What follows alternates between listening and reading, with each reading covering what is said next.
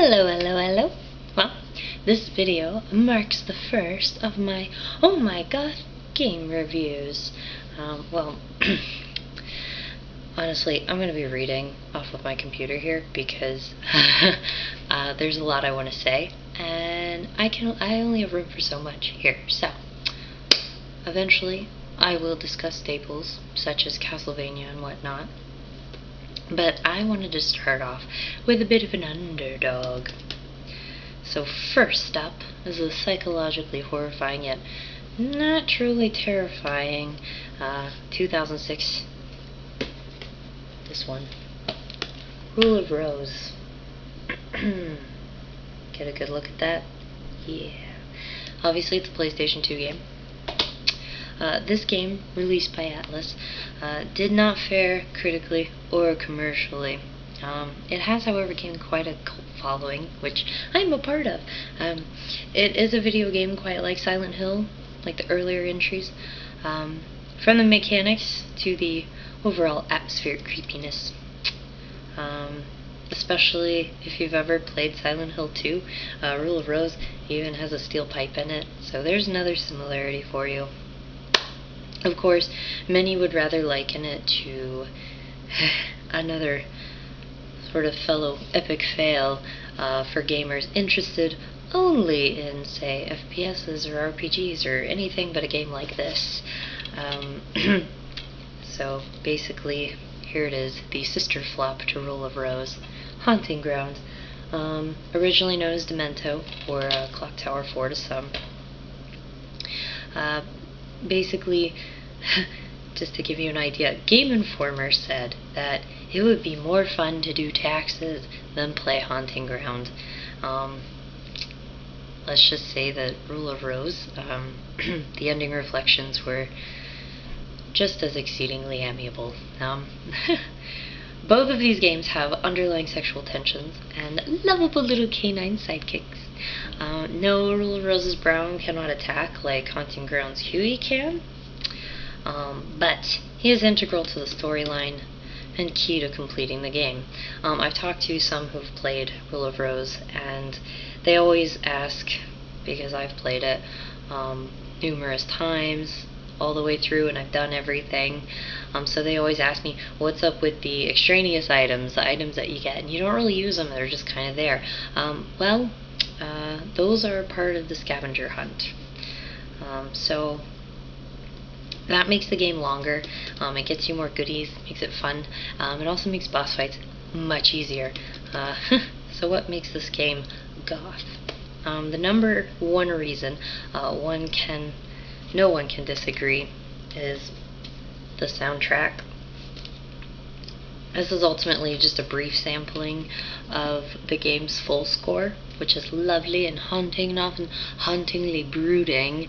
I say it conveys the sense of trying and failing at remembering something long forgotten. It's like that feeling you get when you have an experience upon revisiting it within your mind.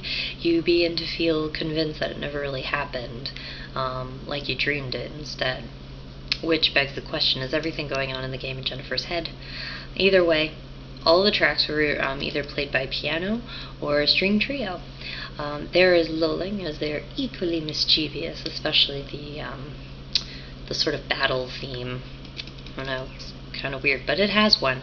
The game starts off with you right away becoming stranded in the middle of nowhere, on a roadside shrouded in trees. Of course, nightfall, as the majority of the game takes place during the night. Let's see. Well, you have to navigate this small hidden path until you start to hear these really unsettling sounds, like creepy child's laughter, a whimpering dog, which that's really unsettling for me. I love animals. I'm like, where are you? I want to help you. Following these will eventually land you at a spooky and seemingly abandoned mansion. The story itself is pieced together quite literally by Jennifer finishing incomplete fairy tales. They're darkly reimagined by this crazy kid who illustrates them for you. However, pages are always missing. Once the torn pages are awarded to you, the story can be read in full, or simply discarded in the rubbish bin found near every save point, kind of like the save boxes in Resident Evil. Honestly though, what is creepier than fairy tales? even when Disney gets one in its clutches, they're still super demented. Now, throughout Rule of Rose, there are even fairy tales within fairy tales, or just simply beloved children's stories. At one point, you're completing the story Peter Cottontail, and in this game, it's dubbed Sir Peter. And this portion results in you relentlessly giving chase to a white rabbit, who, of course, leads you to a door. On the other side is only this pitch blackness, which could be likened to a very deep hole. And if that's not enough at all the young women in this game are referred to as princesses.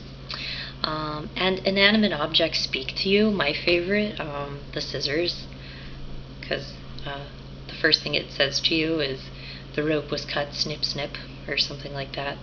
And it's like trying to tell you not to go on this little journey that you have to go on, to save the dog and, find out who's doing this to you. But it's funny that a pair of scissors are trying to be the voice of reason. But yeah, so animals don't talk to you. They're actually imps, and they will attempt to end you, so cure them, even if it's with your fork, which is your first weapon. At least you can say that you killed something in a video game with a fork.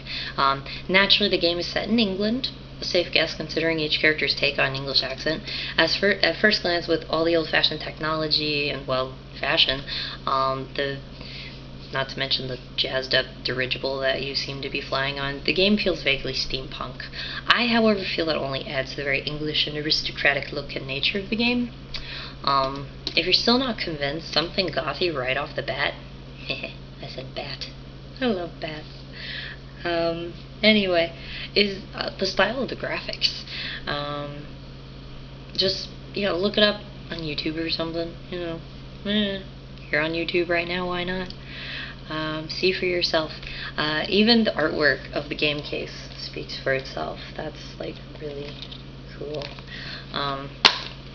Even the book, I love this. This is great. It's got a little rose on the back, and it gives the look of a journal with all these creepy little illustrations in it, like it was drawn by children.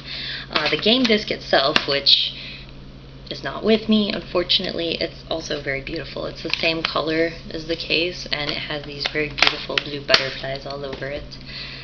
So, all in all, the story, too cruel, too beautiful to go untold, as the back of the case reads. I award 5 out of 5 bats. That's as high as a game can score here. Well, I hope if you haven't already, at least check out the soundtrack. Maybe this game does in fact appeal to you, in which case, prepare to cough up the cash. 'Cause it won't be cheap. I could probably sell this sucker for over $100 right now, but I won't, 'cause I love it. Oh, and I also, I forgot to mention, it's actually been banned in 2 countries, so, oops. Anyway, see you next time.